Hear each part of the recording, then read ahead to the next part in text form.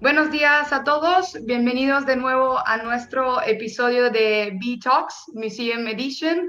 Aquí estamos de nuevo, este proyecto lo empezamos durante la pandemia, pero decidimos seguir para educarnos y para saber siempre más de la historia, de la cultura y del arte en Madrid.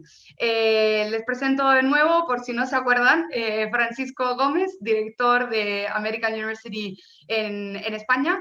Y bueno, hoy vamos a hablar del Museo Sorolla. Me da muchísimo gusto, Francisco, que estés de nuevo con nosotros. Por cierto, bienvenido y cuéntanos un poquito por qué has elegido este tema. Gracias, Yolanda. Para mí también es un placer y es verdad que, bueno, que aunque este proyecto nació durante la pandemia, pues bueno, seguimos adelante con ello, ¿eh? Y para mí, como tú dices, es un verdadero placer. Bueno, pues hoy he elegido hablaros sobre el Museo Sorolla, bueno, pues porque aunque ya sabéis que mi museo favorito es el Prado y ya en otra sesión hablamos del Reina Sofía y del Thyssen, que son como los Sí. tres grandes iconos, ¿no? de la pintura en Madrid y prácticamente en España. Uno de mis lugares favoritos y lugares de referencia, donde siempre llevo a mis estudiantes y donde siempre aconsejo a la gente que visite, es el Museo Sorolla. El Museo Sorolla está ubicado en el centro de Madrid, en la calle General Martínez Campos, relativamente cerca del Museo del Prado, y es una zona muy interesante.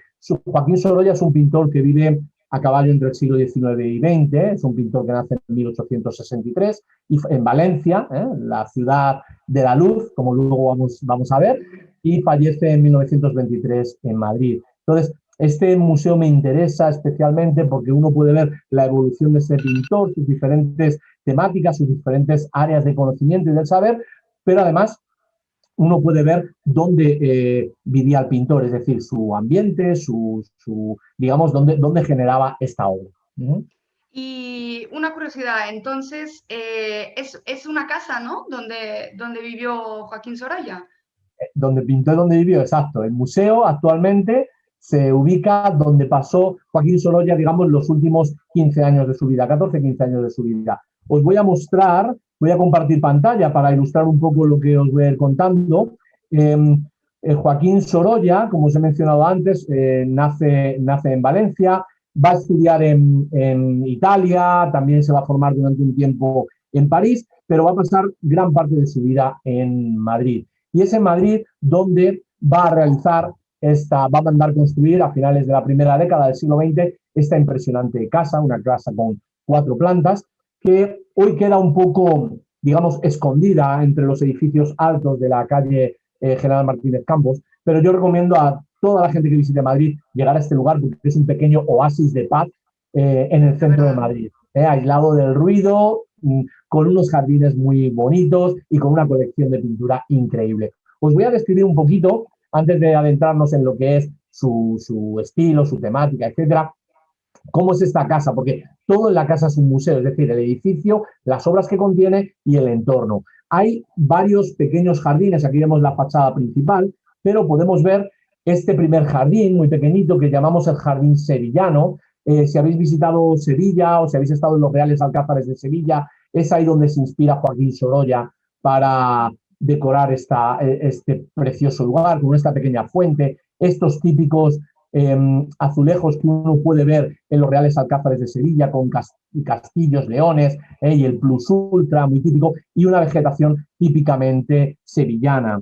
El siguiente espacio del jardín es lo que llamamos el jardín granadino. Se inspira un poco en la Alhambra de Granada, en esta Es especie verdad. de exacto de riuat árabe, ¿no? Con las fuentes, los azulejos, la vegetación. Parte de la vegetación ha cambiado y se ha ido adaptando porque ha cambiado el entorno, hay edificios altos que no permiten la misma luz, el mismo sol, pero algunas de las se ha intentado reproducir las especies vegetales que había originalmente y alguno de los árboles fue plantado directamente por el propio pintor. Entonces pasamos de ese jardín sevillano a este jardín granadino. El tercero es el jardín italiano, como veis, una de tu tierra, Yolanda, con esta bella pérgola, la fuente, la escultura. Aquí a la izquierda no se ve en la imagen, pero está la vidriera del salón comedor de la casa. Por aquí es la entrada a la pinacoteca, es decir, donde se accede ya directamente a las colecciones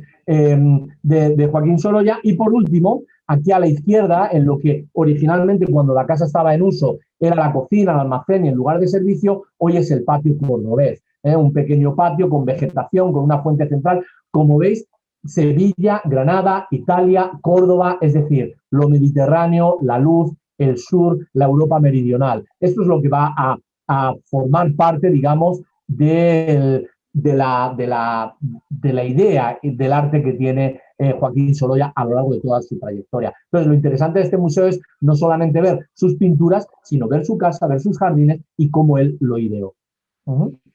Podemos decir que hay una pequeña Andalucía, ¿no? En Madrid, entonces.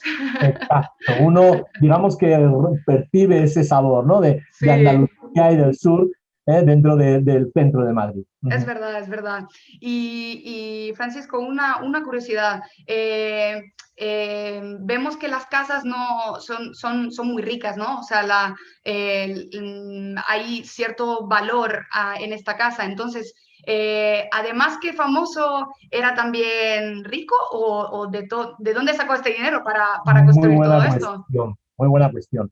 Joaquín Sorolla, en su juventud, durante su formación, bueno, pues no tuvo una muy buena situación, quedó huérfano muy pequeño, le criaron sus tíos, empezó a estudiar pintura desde muy joven y es verdad que obtuvo becas para poderse ir a Italia, estuvo en Roma, estuvo en Asís, de pensionado, es decir, tuvo una vida un poquito difícil en sus inicios, no económicamente bollante, pero gracias a su trabajo, gracias a su esfuerzo, va a ir teniendo una clientela cada vez más amplia, cada vez de las élites españolas fundamentalmente le van a pedir retratos, va a llegar a retratar al rey Alfonso XIII, es decir, el bisabuelo del actual rey, y a su esposa, la reina Victoria Eugenia de Battenberg. Es decir, va a llegar un momento en que su nivel se va a codear con la alta élite de la España del momento. Pero lo que va a marcar un antes y un después en su evolución pictórica y en su economía va a ser que en la primera década del siglo XX, es decir, hacia 1908-1909, va a exponer en diferentes ciudades americanas, en Buffalo, en Boston, en Chicago, etcétera, y allí va a alcanzar un gran renombre. Gracias a estas exposiciones y a este éxito, The Spanish Society of America, que es una institución enclavada en Nueva York, dedicada sobre todo a los estudios hispanos de España y de Latinoamérica, le va a pedir la decoración de la biblioteca que se encuentra en The Spanish Society of America en Nueva York. Le va a pedir una gran cantidad de paneles que él va a realizar desde España, viajando a través de toda la geografía española, va a recorrer Andalucía, Galicia, Aragón, Cataluña, Valencia, etcétera, etcétera, haciendo bocetos, tomando notas. Os voy a mostrar unas imágenes para que veáis de qué es de lo que estamos hablando en este momento. Mirad, aquí tenéis. Este, por ejemplo, es un boceto para esta decoración final que ahora os mencionaré. En este caso es una temática relacionada con Toledo, con un lugar llamado Lagartera. Es una boda lagarterana. Entonces, lo que él hace en los últimos 10, 12 años de su vida va a ser viajar a través de España, porque el tema para la decoración de la biblioteca es esto, España. Es decir, los tipos de España. Muy difícil de resumir. Como sabemos, España es un pequeño país, pero con una gran cantidad de identidades, de variedades, es lo que hace rico, obviamente, una cultura. En este caso vemos esta imagen que se expone en el Museo Sorolla en Madrid. Es un boceto preparatorio, como os digo. A veces, o por ejemplo, mira estos molinos típicos de La Mancha.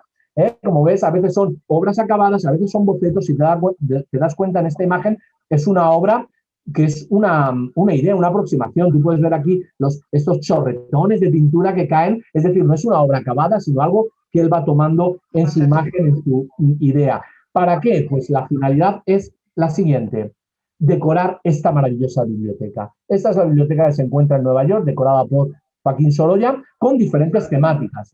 Hay desde, bueno, pues Castilla-León, la pesca del atún en Ayamonte, Valencia, el Levante, Andalucía, las procesiones de Semana Santa en Sevilla, etcétera, etcétera, etcétera.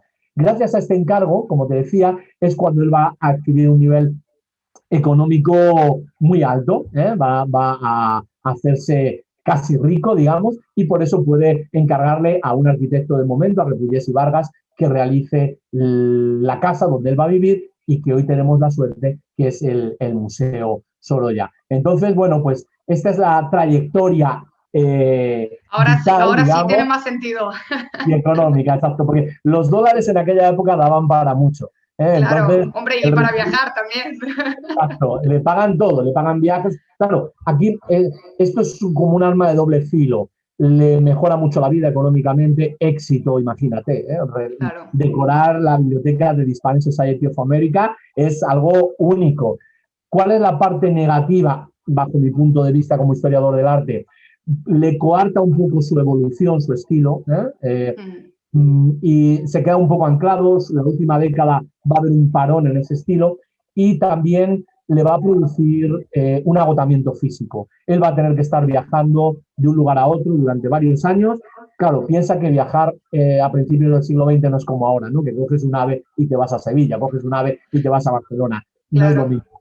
Entonces, son viajes mucho más lentos, duros, a veces en tren, a veces en mula. Entonces, eso va a deteriorar su salud. De hecho, en el año 1920 sufre una trombosis, una hemiplegia, Ah, y los 3 últimos años de su vida no puede trabajar hasta que muere en 1923, a causa, creo yo, por este agotamiento, desgaste de una de ardua movilidad. labor. Exacto, exacto. Uh-huh. Y cuanto a este salto artístico y un poco, digamos, esta diversidad, ¿no? que hemos vivido, que hemos visto, ¿cómo encajarías su estilo, el estilo de Joaquín Sorolla? Muy interesante esta pregunta, Yolanda, porque es uno de mis pintores favoritos, aunque siempre lo catalogamos como impresionista, ¿no? Es decir, el Mm, impresionismo es un estilo que nace en el último tercio del siglo XIX, en el norte de Europa, bueno, en París y alrededores. Sorolla va a visitar París y va a absorber estas ideas, pero en el caso de París, de Joaquín Sorolla, este impresionismo va a estar marcado por una idea que yo siempre denomino como luminismo. Es decir, si pensamos en artistas impresionistas o post-impresionistas como, digamos, Van Gogh, hace estas obras donde capta la impresión, pequeñas manchas de color, pero hay obras al exterior y hay obras interiores y muchos nocturnos, por ejemplo, en el caso de Van Gogh. mm, En el caso de Sorolla, la mayoría de las obras van a ser la luz. Él ha nacido en Valencia, la ciudad de la luz, donde está el levante español, y va a estar, digamos, imbuido por esto. Pero es muy interesante, como te decía, analizar y conocer sobre Sorolla, porque aunque siempre le catalogamos como un pintor impresionista, un pintor luminista, tiene una, digamos, una evolución muy interesante. Vuelvo a compartir pantalla y, como vais a ver, eh, sus obras van a estar también imbuidas o tocadas por el barroco español, por mm, Velázquez.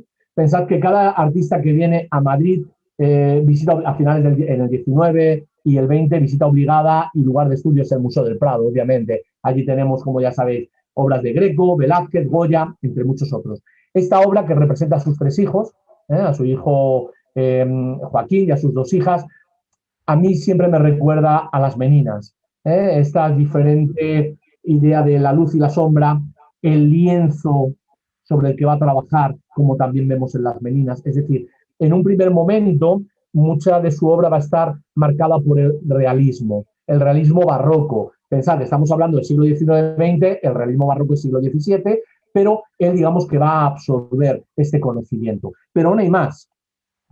Dentro de este realismo, Sorolla, como una persona comprometida con su entorno, con su sociedad y con su mundo, empieza a hablarnos de lo que es un realismo social, algo que me interesa muchísimo. El realismo social es un tipo de pintura, también de literatura, obviamente, que lo que intenta es analizar y preocuparse por las personas desfavorecidas.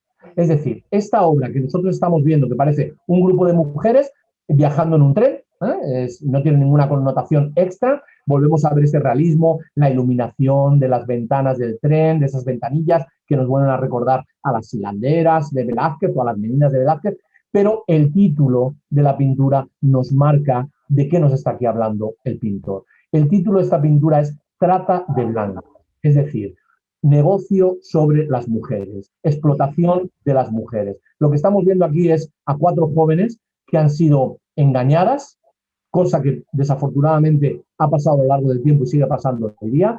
Muchachas jóvenes, bellas, que piensan que van a ir a la ciudad o a otro lugar a trabajar en cualquier aspecto, en cualquier sector, y lo que van a ser son prostituidas. Vemos aquí a la alcahueta, a la señora que las vigila para que no se escapen del tren, para que no huyan, y las pobres muchachas vencidas, arrebatadas, aburridas, tristes por ese cansancio y por este dolor que van a sufrir. Entonces, esta es una parte de su obra que me interesa muchísimo, ¿no? El preocuparse por este realismo social, por problemas que hay en la sociedad. Pero claro, llegamos a lo que llamamos algo más alegre, menos comprometido, que es su impresionismo y este luminismo. Una de las obras más famosas de Sorolla, El paseo a orillas del mar. Su esposa y una de sus hijas paseando a las orillas del mar en Valencia. Fíjate en este movimiento de los velos, de los tules, de las gasas, este blanco. Mira cómo van las mujeres a la playa en esa época. No van en un bikini con la intención de ponerse morenas, sino todo lo contrario. Van vestidas, cubiertas con un gran gorro, pamela, para que el sol no les afecte. Este sería, digamos, su estilo por el que es más conocido, ¿no? Este impresionismo donde hay toques de color, pinceladas, no hay dibujo. La idea de que es tu mente, tu vista y tu mente la que absorbe esos colores y la que le da forma. Si te das cuenta, no hay un dibujo preconcebido, sino que son solamente manchas de color. Os voy a mostrar cómo es el aspecto interior del museo. Es un museo muy pequeñito, pero donde uno puede ver las diferentes temáticas, tanto el retrato como el realismo social, como imágenes de jardines, de playa. Se pueden ver el mobiliario utilizado por el propio Sorolla y su familia. Es la parte más interesante, ¿no? La combinación de su estilo, de su obra y de su taller. Fíjate, a mí esta sala, cada vez que entro aquí, se me erizan los pelos. Es decir, me parece estar en contacto con la historia, con el arte y con el propio pintor. Esta es la parte del taller. Yo te he dicho que viajaba mucho, sobre todo en esa última década de vida, haciendo este encargo para Nueva York, pero durante el invierno, el otoño, lo pasaba en Madrid, lo pasaba en su casa haciendo retratos. Y este era el taller. Esta sala que veis aquí es donde él realizaba estos trabajos. Queda una gran colección de pintura que puedes observar, pero una de las cosas que más me interesa, sus pinceles, sus tubos de pintura, su paleta. Es decir, uno no solamente está viendo el estilo, las obras de arte y su legado, sino que está viendo los materiales con los que él trabajaba. Otra imagen de esta misma sala. Fíjate en Yolanda en la cubierta a dos aguas y con ventanales arriba. ¿Por qué? Porque él va a utilizar este taller como una especie de escenografía. Abre, cierra cortinas para buscar una iluminación de derecha o de izquierda. Es decir, es realmente muy interesante poder visitar este lugar. Y por supuesto también hay una parte que es la parte, esta era la de trabajo, esta es la parte habitacional. Este es el salón, este ventanal tan bello que da al jardín italiano, a ese pequeño jardincito italiano. Es decir, es una combinación de sensaciones en la que uno recibe en este lugar que me parece como algo único. Es decir, ver su evolución, sus estilos y donde él vivió. Me parece incluso que ha querido dejar realismo a su recuerdo, ¿no? O sea, de verdad muy interesante y único. Único, exactamente, así es. Y Francisco, si tuvieras que contarnos sobre tus 3 obras favoritas de Sorolla, ¿cuál elegirías? Muy bien. Pues mira, he elegido 3 obras que podéis encontrar en el museo. Es difícil, siempre me pasa lo mismo, siempre te digo, me resulta muy difícil, ¿no? Hacer una selección, porque es como, ¿qué dedo me corto, ¿no? Que no me duela. Me lo dirían todos. Pues lo mismo me pasa a la hora de elegir obras.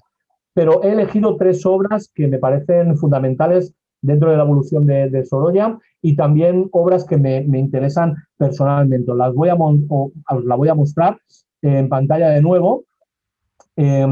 La primera sería esta obra, El baño del caballo, una obra, me parece espectacular, de gran formato. Un muchacho joven, un adolescente, saliendo del agua, de esas playas del Cabañal, en Valencia, probablemente, con su caballo.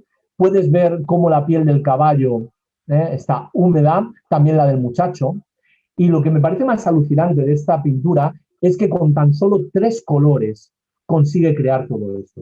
Es decir, está utilizando solamente blanco, marrón y azul, en todas sus tonalidades, en una gama de tonos increíble. Con este color blanco, con este color marrón que vemos en la arena y en la piel del muchacho, y el azul, consigue crear esta atmósfera, esta perspectiva, esta sensación de realidad y de inmediatez. Fíjate, Yolanda, en las sombras que proyecta.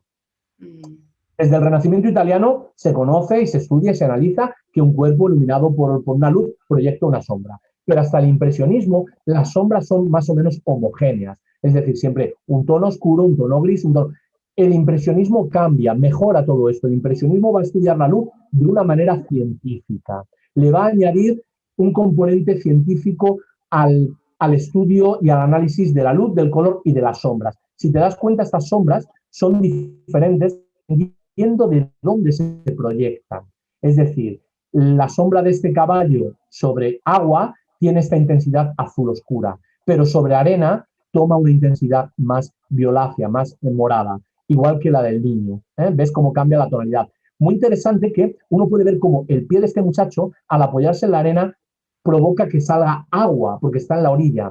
Esto, cuando uno lo ve a distancia, es perfecto. Cuando uno se acerca al cuadro y está a pocos centímetros, no ve nada, literalmente nada, porque son solamente manchas de color, pinceladas, brochazos en algunas ocasiones. Entonces, me parece tan intensa esta obra, tan bella, como este muchacho, bueno, haciendo pues algo que le divierte, que le parece interesante, pero al mismo tiempo esta idea de la luz, del color y de Valencia. Me parece una de las obras más espectaculares que uno puede ver en el museo. Es verdad que la que hemos visto antes, Yolanda, de su esposa y su mujer paseando, su esposa y su hija paseando a orillas del mar, es la más icónica, la más famosa del museo.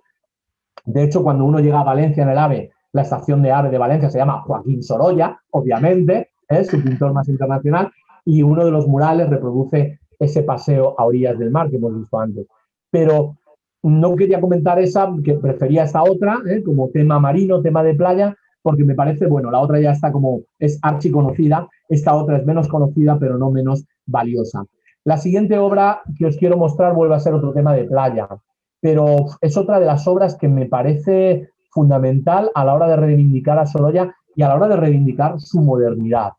Fíjate que lo que está representando, de nuevo, es un tema de playa, pero ya no es un tema lúdico, ya no es un tema de niños jugando, disfrutando, es un tema de mujeres pescadores, mujeres que hacen un gran esfuerzo en su día a día, mujeres que tienen que cuidar a sus hijos, aquí ves a una de ellas con su bebé en brazos, otras que tienen a sus niños disfrutando del agua, pero al mismo tiempo están vigilantes porque sus esposos, sus maridos están llegando en unos momentos de pescar en la mar, y ellas son las que se van a encargar de recoger ese pescado, distribuirlo, venderlo, llevarlo hasta la ciudad, de reparar las redes, es decir, la labor de la mujer como el sustento del hogar, de la casa. Me parece que la manera de representar a la mujer trabajadora por parte de Sorolla es increíble. Cuando uno está delante de esta pintura, está viendo no una mujer frágil, débil, sensual, no. Lo que está representando es una mujer fuerte, casi como una matrona, es decir, una persona que se yergue delante de ti con esa gran fortaleza y esa gran seguridad. Entonces me parece de una modernidad increíble el que Sorolla valore este rol, este papel de la mujer en la sociedad de principios del siglo XX en este caso. Y por último, la tercera obra que te quería comentar es una de las que me parece más entrañable y preciosa. De nuevo, un retrato familiar. Su esposa, Clotilde, en el nacimiento de su hija menor. El día o al día siguiente de producirse este nacimiento. Me parece de una ternura brutal. Yo tengo una reproducción de esta obra en mi casa que le regalé a mi esposa cuando nació mi hija mayor.